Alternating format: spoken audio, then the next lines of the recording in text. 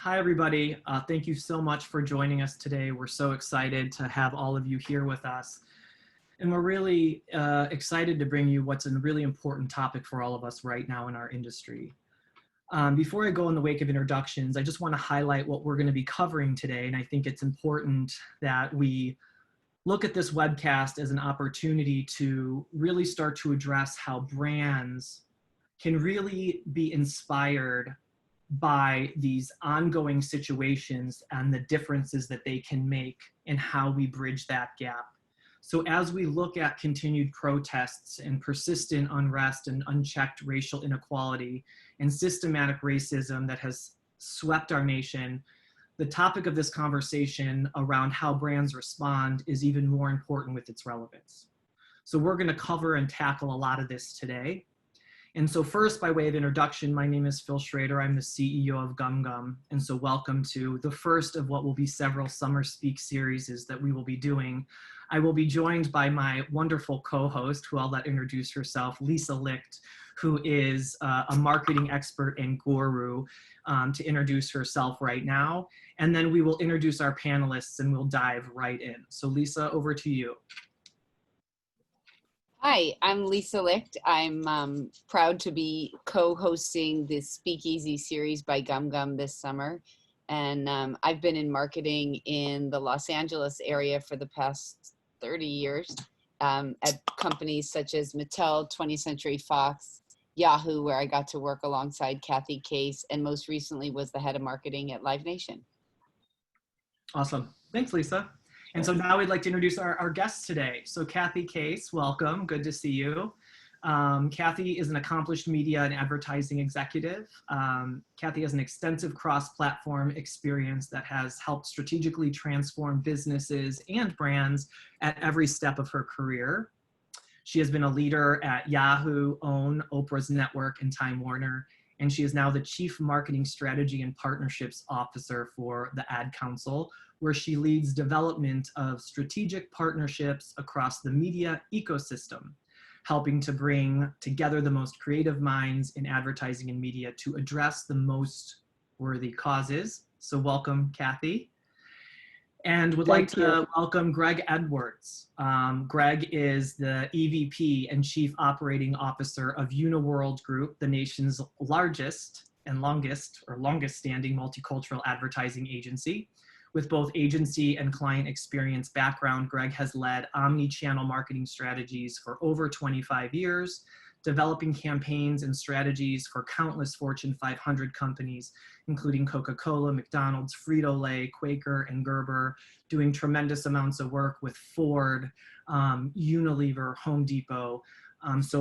Greg's a good friend of mine that I've known for years. Glad to have him join us and participate today, and look forward to really addressing how we can help educate and support everything we have going on in the world and how brand's voice can actually make a difference. So with that, welcome, Greg. Great to have you. So what I'd like to start with first is, I'll throw this over to you, Greg. We're in the wake of just kind of a hit of many things recently, from COVID, coronavirus, and now obviously Floyd's murder and what this has brought up in the systemic racism around the Black community within our society. And here you have two very different, but yet very impactful things affecting the world and our society. So when you look at this from the work you're doing, how do brands address that? What is the principles or areas that a brand should be thinking about when they want to come in and join the conversation? So the first thing that we have done with most of our clients and brands who've engaged us is we help them understand that these are two items that are one and the same. The first thing is to realize that while George Floyd's murder is actually something that occurred during COVID-19, the environment that existed for George Floyd's murder also existed to create the COVID pandemic situation in multicultural communities. And the reality is that most people were already under a tremendous amount of duress in those communities, and the COVID-19 impact actually hit them harder than anyone else. So what we help our clients understand is that there are probably 5 stages to what's going on right now, and that the murder is actually a part of those stages, but systemic racism had always been there. So we look at this scenario as the following. COVID-19 was a bug. Systemic racism is the sickness. It was always there. And that sickness is what allowed the COVID-19 pandemic to have such a large impact on the African-American community and, quite frankly, communities of people of color in general. The thing that's most important for brands as they want to get involved in the conversation is to first take a self-assessment of who they are and what they have been doing within their own organization. Not just with the prevention of COVID-19, but with the enlightenment and support of communities of color and being able to successfully be able to navigate the pandemic, and then also to deal with what's happening right now in relation to the protesters and everything that's happening. So it's the first step is a self-assessment. Take that moment to really self-assess who you are as an organization and be truthful about what you are doing well and what you can improve upon. The second piece in that process is to also say that there are benchmarks for success that you're going to measure yourself for, and the things that you're going to actually make a contribution in the world to make a change. Don't spread yourself too thin. A lot of times companies have this great idea that they're going to come out and they're going to go out and they're going to make everybody happy. And so they take a large sum of money and they spread it across 5 or 6 different things. In reality, that doesn't impact anyone. So pick something that really aligns with your brand values, align with your brand values, and pursue that thing and that thing only. But make sure, most importantly, that you are making sure that internally that you have systems in place to make sure you show improvement for the things that are ailing the world right now. Great. Kathy, how would you look at, as heading up and looking at just the Ad Council and driving towards continued evangelizing of social causes, and working with brands, partners, and putting together this push for just betterment as a society? How do you respond in working your efforts across situations like COVID and the amazing work you did on the campaign of bringing us together as a society versus the Black Lives Matter systemic racism situation that has come up in the last several weeks that is highlighting the need for action? How do you balance those two from your perspective with a brand?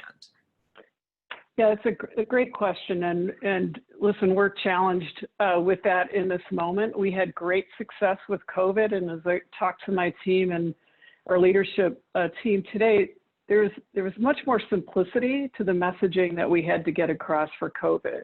And it was a global crisis. We were working closely with the CDC, and we were able to identify the priorities and work with major partners like NBC and Viacom to really come work with us on identifying media agnostic campaign initiatives that would reach out to the community and in the most simplest form that was easy for the media outlets that we reach out to in our distribution to amplify those messages. So we had a lot of success. We had over $252 million in donated media to date, and it continues to grow. It was an easy, and I even hate to use the word easy, but we had so many brands and so many media agencies and so many companies come to us to ask how they could help and support this initiative. We're finding the same in this situation, but it's much more complicated. And we know there are many, we're inviting more voices to the table because I can't tell you that, our industry, as Greg would know, and as you know, we're certainly not as representative of the African-American community as we should be. And so we're working hard in identifying partners across the industry. We're working with Collective to help inform us in the D&I area, but we really are focused on what's the right message, how do we make the message right, and how do we make it actionable? And we're in that process right now. We've lived under the umbrella of Love Has No Labels for years. It's an Emmy award-winning campaign that we did several years ago. And if many of you remember, it was Macklemore and Ryan Lewis, Mary Lambert singing the same love song. And it was the diverse couples would go behind the X-ray screen and they'd pop out and they'd surprise the audience, be it a lesbian couple or an interracial couple. And we've been very consistent in our messaging around that. We have a website that supports the initiatives around Love Have No Labels, but it's all about bias and implicit bias and how to help educate and inform. So it's just, there's a lot more depth and much more rigor placed on how and what we say, and ensuring that that there's an action that has to take place. So we're working with McCann right now. We've got a campaign, we hope a brief working in place with them to really attack this whole notion of racism and have it live with under the Love Has No Labels umbrella, which has given us permission to do that. One of the things that I think has been a positive light is seeing protests around the world and support around the world for racism, and to come up with solutions to solve and improve the race issues, I think primarily in this country. And one of the things I've seen is a lot of people, including myself, focused on educating, not just doing, because there's a lot we have to learn, and reading about so many who believe they're not racist, but really understanding what that means. And I'd love to hear from maybe Greg, you first, and then Kathy, what can a brand do to help educate and really illustrate how deep this issue is so that we can together come up with some solutions? So I think that for most brands, it's all about dialogue, right? And it's not just dialogue out to consumers. It's actually internal dialogue. One of the things that we're witnessing repeatedly is that organizations are having a difficult time having the conversation because it's a difficult conversation to have. One of the things that we will do from time to time is we will start a meeting out and we will say, you know, as an African American, I'll walk into a room and say to you that fried chicken is good.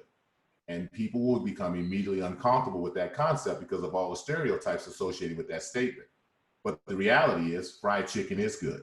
And we can all talk about the aspects of fried chicken dinners that we've had that have been tremendous and phenomenal and been at the right time in the right place and all the things that go with great, delicious tasting fried chicken. Well, that's a way of breaking down the barrier that says we have more in common than we have apart. And that these stereotypes and most of these things that we operate from are really just fear. So our first understanding is that the conversation is tough to have, and that this is a conversation around courage. Brands need to be thinking about having the courage to have the conversation.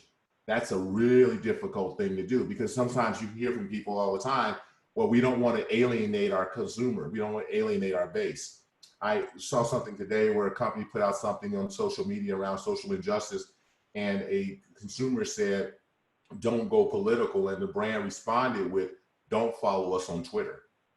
They have made a stance that they no longer want to be a part of a conversation that doesn't take place, but they also have to have that conversation internally. Yeah. Yeah, it's interesting. I don't know if anyone read the article in the Atlantic, this recent issue, but it's the headline is brands have nothing to say about racism. And Greg, it'd be great to hear from you a bit about that, but it referenced Nike's campaign this weekend, and there was a pushback from the community. And I think it's what we all have to all companies need to evaluate when they enter into the conversation. And millennials in particular do want brands to take a stand.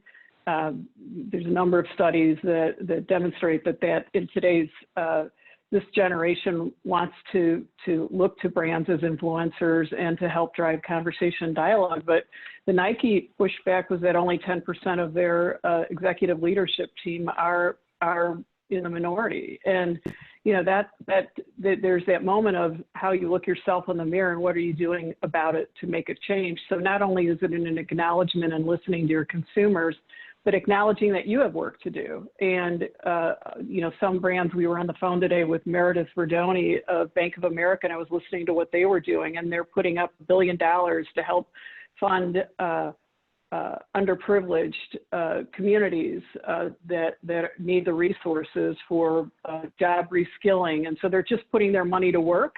And it's less about marketing, putting a marketing message in place, but more about doing what's right for the communities they serve at the get-go, so that they have permission to be a leader in how they're approaching the situation. I think that's a good point. Just to add to that, Kathy, just as as the CEO of GumGum and going through this, right, and the situations we've had, it really has awakened and woke us up, me as an individual and the company as a whole. We also are a company that is very significantly underrepresented within the Black and minority communities within our leadership team. As much as that's difficult, it's the reality of GumGum that needs to be worked on.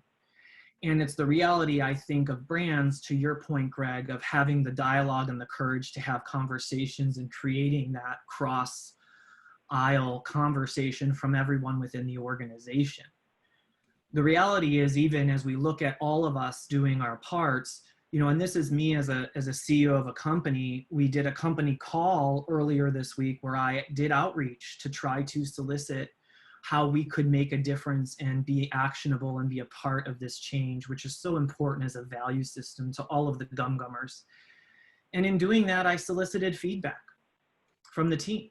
And right after that, I got a call in tears from one of my Black team members who said, I know your intention was good, but from my point of view, what I just watched was a white man asking a 99% company that is not Black how they're going to help solve and move forward the inequality of my community and the social injustice that I've had to live with in my community and my family and my loved ones have. And that person was right. And so to take the time, I think, how do you express to brands, how do you express that it's not about being first, it's how do you look at your authentic self and actually then make the appropriate change. Greg, in our conversations that we spoke to a lot, you talked about, code shifting or code changing and how we operate in this lens of speaking and acting differently. How do you educate brands on really understanding what that is and what that means and how to bridge the gap between bringing the authenticity of who someone is into the workplace? Because I think foundationally that's going to be important for this to be truly impactful and change. So we are also working on a little known topic called the Crown Act also. And you think all these things are not related, but they are. And the Crown Act is a conversation that says that African-American women should be able to wear their natural hair to the workplace and not feel threatened or challenged by that, right? And so the concept is this idea of we have to understand that people need to be comfortable in their environment. They have to be comfortable to share. They need to be comfortable to be who they are, and that there are stigmas that exist. And this idea of code shifting, which is code switching, which is what most African Americans do on a daily basis, is our ability to live in two worlds. And that ability is really simple. I'll spend a considerable amount of my day working with executives such as yourself and other executives who don't come from the African-American community. And in that environment, my objective is to make you comfortable with me. So I will then in turn put myself in positions that are comfortable to you. And as a result of that, I've code switched, because at night when I return to Inglewood, where I was originally born in Chicago, the Inglewood community, I have to be able to adapt and survive in that environment also. And then I go back into another form of code switching. The first opportunity now is probably for people to be comfortable with being themselves in general and being able to express themselves in the room and express themselves through how their appearances are and things of that nature. But Phil, I want to share something with you just really important. The average age of the protester right now is 23 years old. They were 12 when Trayvon Martin was killed. They were 14 when Tamir Rice was killed. They were 15 when Freddie Gray was killed. And they were 16 when Philando Castile was killed. And they've actually now witnessed this happen again, which means they have nothing but a history of violence and not being accepted. And the reality is, so that you get context for this, that's no different from when I came up and no different than when my father came up. That history of violence has always presented itself. The difference now is that people are willing to hear that there's a difference. That's a really key component to this thing. So as corporations think about this, it is actually accepting people for who they are. You know, I talked the other day about this, is it should be okay for you to be who you are in public, and others should be comfortable with that also. And the only time we tend to let that happen is when we think we're not in an official space. But the reality is there's no such thing as official spaces or non-official spaces. We're on we're in a world now where we're going to do business, from our living rooms, kitchens, and countertops. And so as a result of that, the connectivity and relationships that we have with individuals are more personable and more person to person. So it's really about brands accepting the individual. So it's really not about the transformation of a collective of people as much as it is the transformation of one. And you see that with like Nike. Nike basically says to you that we will walk away from 50% of our business to get the right 50%. Right. Do you think that based on today and what we're seeing today, more brands will follow Nike's lead? Because that was the most impressive thing to me, was it last summer with their kneeling campaign, was they were basically saying, we're going to be good humans and we may lose some customers and we don't care. And that was so refreshing as a marketer, for someone to not think about their bottom line, but to think about being a good human. Well, brand loyalty is really more valuable than one-off brand engagements, right? If you buy one pair of Nike gym shoes over the course of 5 years, as opposed to one who's a loyalist who might buy 10, it's a more profitable business. So what they've essentially made is a solid business decision. One of the things I shared with Phil a couple of days ago was the fact that what Nike should be credited with is being a perfect capitalist. The reality is that Nike's more focused on selling their product to the right people who are part of their brand ethos. And as a result, they get the double benefit of being perceived as a good company. And so the idea of capitalism, if you ever listen to Warren Buffett, is that you sell your product to anyone who can afford it and you make it affordable and accessible and everything else. Nike just simply said that we just want the best of human beings buying our product. And so I think you're going to see a tremendous influx of that now with brands saying talking like that. At least one thing I do want to call out, I was on an international call this morning, and I want to be clear with this entire group. What's happening in America right now, the reason why you see the international connectivity is those are the same things happening in other countries. So poverty and racism exist in every country. And the reality is America is now just the epicenter of reality and truth, and everyone can connect with it. So when people are protesting and when they're protesting in London, they're protesting in the same neighborhoods that would be representative of American neighborhoods, and it's the same people. And it matters to them because they know that this is a global challenge. So I think that Nike decided that they were going to do business, but they were going to do the kind of business they were comfortable with. Interesting. Yeah, I like that. Yeah. I was just going to add to that, Lisa. Like, what's interesting about that is they, part of the DNA of who Nike is and what they ultimately accomplished through that campaign, as you mentioned, right? What's going to create the brand loyalty and the response, and maybe they're getting the double dip element, right, in this. But the other thing I feel is we see a lot of action taken by brands, and I'd be curious from Kathy, your perspective around like these, public, kind of service of things that we're moving out to like do good and move the needle in solving or trying to solve these issues or bring awareness to these issues. But I feel like, maybe do we stop too short? As a CEO or as an individual leader at a company, I know where GumGum can make, donations. I know what companies we support in vendors and partners. And, how do we start to think about evangelizing and making those things more available as part of sharing our DNA, to show that our actions of our day-to-day habits align, not just the actions of a response to a situation, from a branding perspective. I'd be curious from a bringing awareness standpoint, Kathy, how you kind of see that movement happening. Yeah, I mean, again, it's definitely top of mind for me and the organization, that this just isn't another situation that in 3 months we forget about. And we know in our own work, we're thinking about all of our campaigns, and we have a campaign around workforce readiness that is really equipped to reskill the underprivileged and help people find jobs. And, that'll be critical. We've got health campaigns that impact the African-American community in a big way, from diabetes to lung cancer screenings. And so, you know, we have a team within Ad Council called The Edge, and it's our consultancy. So we leverage The Edge to go out and talk to other not-for-profits and CSR initiatives within companies to understand how to integrate CSR messaging into their platforms. But we also have to do it ourselves. And we work with AIM, a national organization, to help advise us on how we drive a more inclusive experience with the creative that we do with all of our campaigns. And, you know, we're learning too. And we had a 2.5-hour meeting, town hall yesterday with our team. To have that moment of the same thing that you did, Phil, with listening to our organization and listening to the members of our team who are people of color. What can we be doing better to represent your voice, and how do you feel?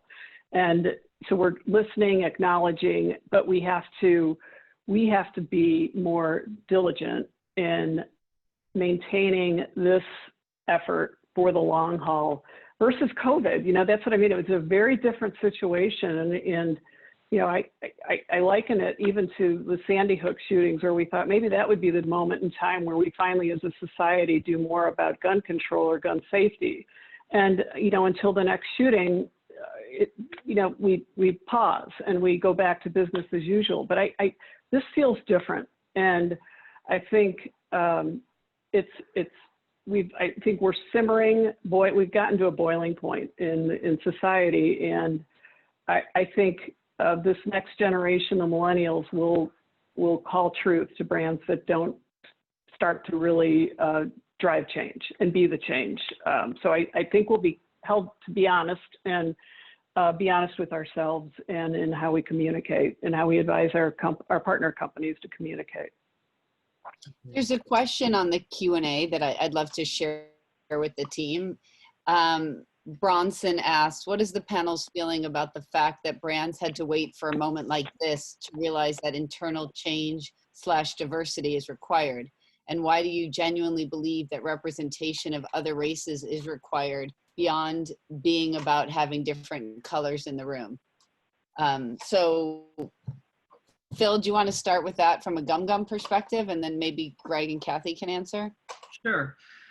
You know, I'm white, male, and I don't, you know or will ever understand what has gone on and will continue to go on with respect to the Black community or any minority groups with respect to racism.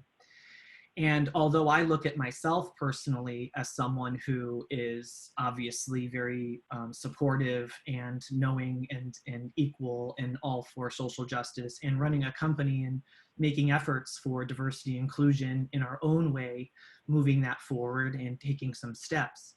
What this did for me, not only as a person, but as someone representing in a leadership role and as a company, it woke me up more. It woke me up more to the little things and to the conversations that are there that we need to be addressing. I don't believe it's indicative of me or that company that does not have the DNA or the passion for wanting to change and do something. This woke us up, and now it's what are we going to do now that we've awakened? And what we had thought we were on a path of building towards in our worlds of what we see, what we're not exposed to, isn't the reality. And I liken that to not just, yes, it was unfortunate, it took something to spearhead something. That's how change happens dramatically a lot. It takes something and it needs to keep that momentum. And this is one of those things. And that's how I view it. It's woken something in me. It's woken something in a lot of the GumGum team. And it's woken in how we're gonna then take this and not make a short-term solution, but integrate something into long-term and make a big difference. And then that's how I view it. And that is where I think we have to be honest with ourselves as CEOs or as leaders of company on the response to this and be okay. I know when Greg and I spoke, he said, you have the right to care and you have the right to care now in what you're seeing and make a change. And that's what you need to do. That's what you feel you should do. That's the right thing to do it.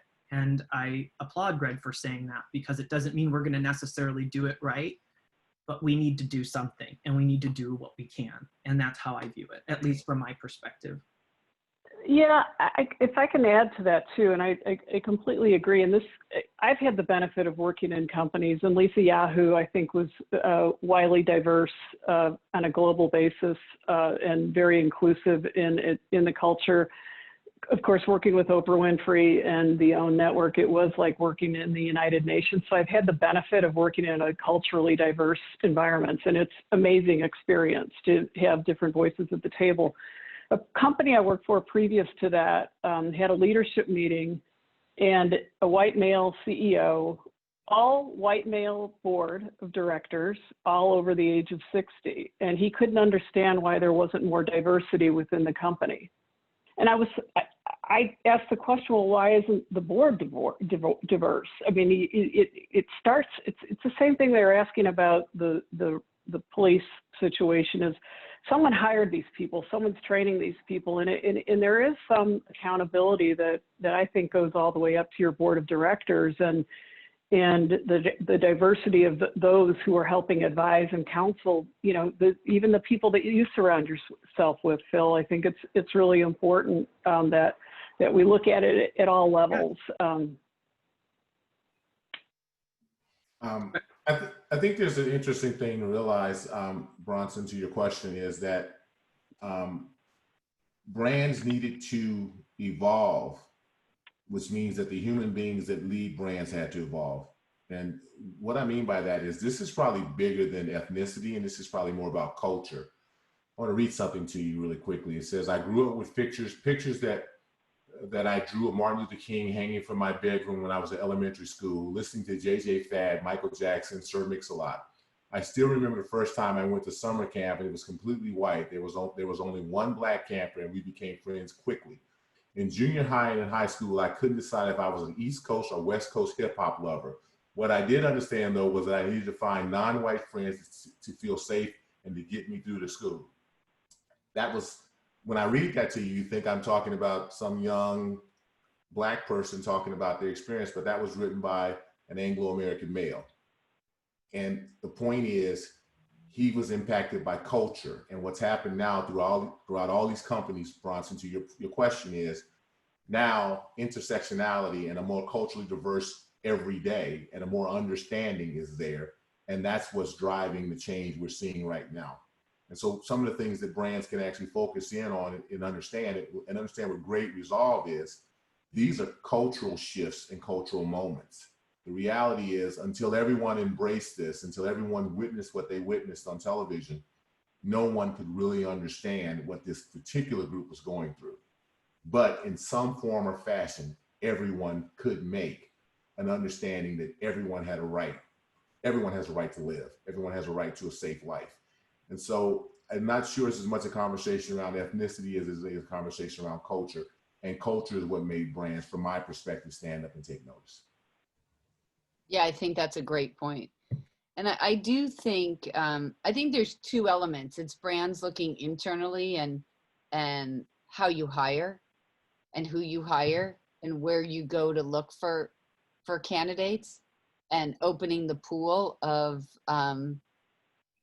what you consider a good candidate. I will say at one company I worked for, they were obsessed about recruiting from Ivy League schools.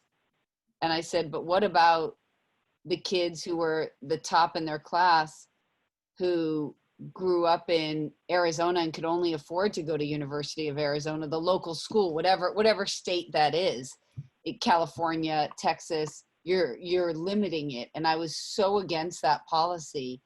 And I know for myself, when I recruit, I really focus on recruiting the most diverse pool of people.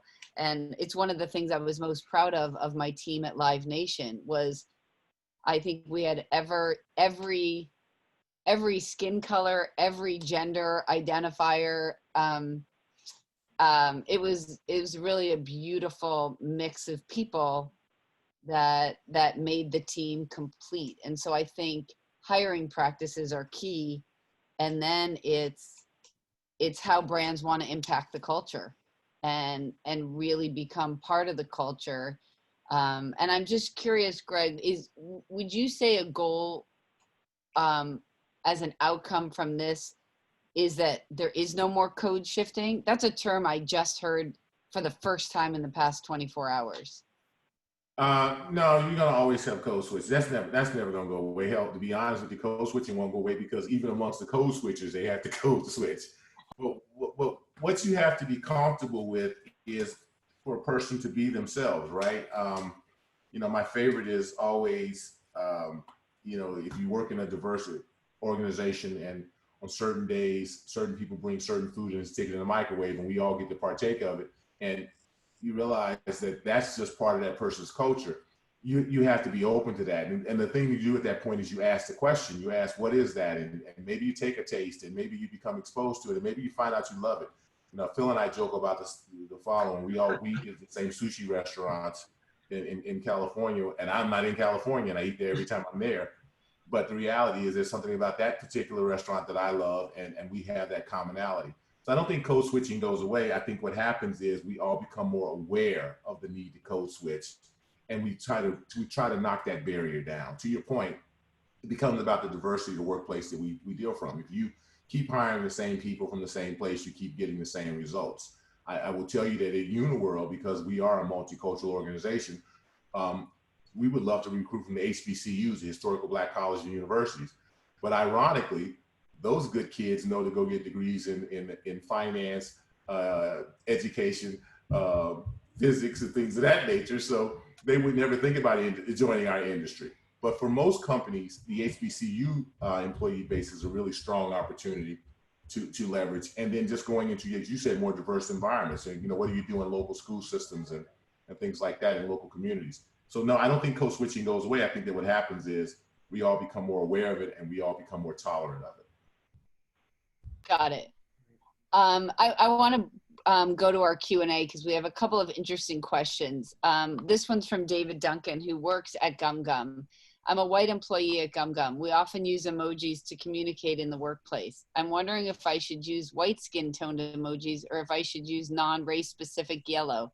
Thank you for being here today to educate us. I'm supporting the movement, #Black Lives Matter. And I just want to share a personal thing. I love emojis. I use them all the time, probably too much, as my kids would say. And I didn't realize, like, the first 18 months, you could change the color of the emoji. And when I saw that, I was like, oh, wow. And so now I use the brown fist pump because I feel like that's my focus right now. But I'm curious other people's opinions of that. I mean, I think it's a self-expression, right? And how I think that's what we're saying here is we want to embrace you and who you are, and I want to embrace Phil and who he is, and I want to listen to him and see him, and you know, I think we have to be careful to find line between what's permissible and what's self-expression, right? And your intentions, you know, should be right. You know, not making excuses. Some people trip and fall, but you know, I think it's about your intentions, it's self-expression, and the community that, you know, those that you trust and love, and how you use those. But that's my opinion on that. For me, my perspective is if it feels awkward, it is awkward. So, you know, it's just a simple process there. What you never want to be is what we call a culture vulture. There's another one for you, Phil. And what a culture vulture is a person who does not understand the culture, who decides to use it to be relevant or to be perceived as cool. You don't want to be in that process. So if it feels awkward, don't do it. And if it feels natural, it's probably because it is natural. It would be my advice on that. Yeah. And to me, just to add from my perspective as CEO, first of all, I love that. Thank you for the question, David. I love that, because what it is creating a question that we need to be just kind of asking. So it's self-expression, but also if you self-express that and communicated with someone and someone felt it came across or interpreted it in a way where there wasn't an intention, to have the voice to communicate and to help educate at that moment why. And it's those little things. You know, little things, just as we're, you know, as I've been spending my time this week learning and reading, like Do you know how many times I say to people that was really well articulated or that was really well spoken? But in my mind, I didn't realize what that is saying to maybe someone who speaks differently, although do it in a way that I am not familiar with, is still very relevant and very much speaking in an articulate fashion. It's just not the way that I speak. Mhm. But I never known or never thought to not use that because of what the perception could be. And so now when I look or use, or we all start to communicate in real time, being able to have a moment and have someone say, hey, Phil, by the way, I know what you were trying to say, just so you know, this is kind of how this came across, or I interpreted it. In those small moments are the moments that if we do that and compound them and are there for each other to have a courageous, open conversation, fundamentally that changes our foundational growth. And it allows us to start to do those little actions that are going to mean a lot in the long run, at least from my view. So do it from Greg and all of it, do your self-expression, but be ready in your self-expression to be open to hearing how that in the way that you did it might affect another person in our community. It also makes people feel heard if you ask them the question. Right. And, but we've gone through a significant amount of training at Ad Council. I mean, we do have to walk the talk, and there is the questions you have to ask yourself if you've said something, or the bias that takes place that you just don't even realize is taking place. Right. It is about self-awareness, and it is about giving your colleagues and your community the room to give you that feedback. And we work very hard at the Ad Council on doing that. Yeah. So I think we have about a minute left, but there's a couple more questions, so I thought I would jump into those. Paul Beeman, lots of brands are making statements and taking action around both COVID-19 awareness and Black Lives Matter awareness, but their digital advertising brand safety strategies, they use block and demonetize valuable content that spreads info and awareness around those issues. Is that hypocrisy or just a bug in the system? So that's an interesting question. I will say one of the companies that I'm consulting for, Exploding Kittens, which is a great game company. If you haven't played it, I have to put a plug in. But we shut off all our social and said we're all about community and bringing people together, and that's our focus right now. So we're going to shut off our socials and donate that money to Black Lives Matters. And it was just, we didn't overthink it. We're about community and bringing people together. And this isn't a time to push our brand. It's a time to donate money that's going to make a difference and make the world better. And I was overwhelmed at the positive reaction. So I don't know about ad blockers for this. If anyone wants to share their point of view, I'd love that. Yeah, from our end at GumGum, obviously, we push this a lot. It's about, why are we blocking content because of what perceived could be around that content in an effort to stay in a safe zone, right? You have the Black Lives Matter movement. You have positive and negative sentiment around that content of what's going on.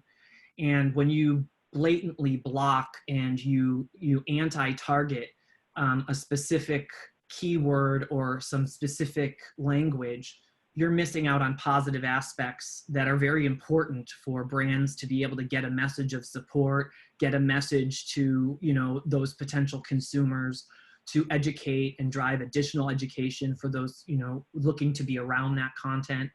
So I do think it's more of a issue within our industry that we've gotten very lazy in the fact that we see or hear something, we block it all, we want to stay away because we don't want to do the work to look at how we can actually be more effective and present and actually adjust our message to be truly a steward of change within a social issue that's, on the table, is my perspective. I don't know, Greg, if, you specifically and how you've been working with some of the brands on how to educate their targeting, their creative, their influence that they have around, this type of content.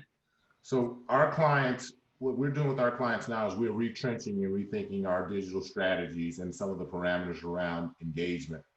And what we're doing is saying to them, be more open-minded to this new cultural movement and understanding that you've got to stand for something or fall for anything first. And if you're going to stand for something, you have to understand for an open and contextually relevant dialogue. So we are at this point in time reassessing most of our clients and determining if this is a bug in the machine or if this is the ideology that is the bug.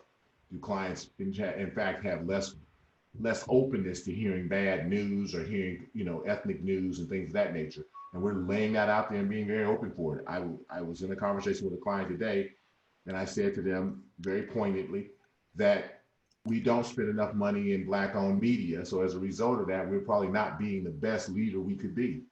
And they said to me that, well, we don't do that because they're not measured. And I said, well, we don't do a lot of things that aren't measured.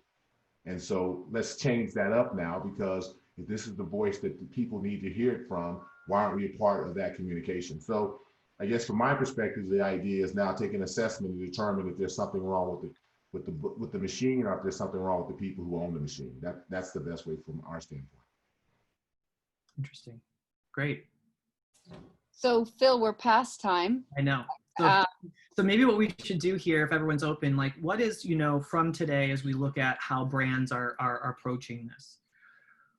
From each one of you, I would love, what are one or two key things that anyone listening should walk away from and think about with respect to their role within a brand or a company on how to address these critical issues that have come up and how we stay present? I would love for Greg, Kathy, and Lisa, and then I will as myself. What are those one or two things, Greg? What should be the thing you want the listeners and the viewers to take away? So for me, the biggest thing is the following. You're not going to change the world. You're going to change things that change the world. So make a commitment through this activity and things like this to improve the lives of one other human being. Simple.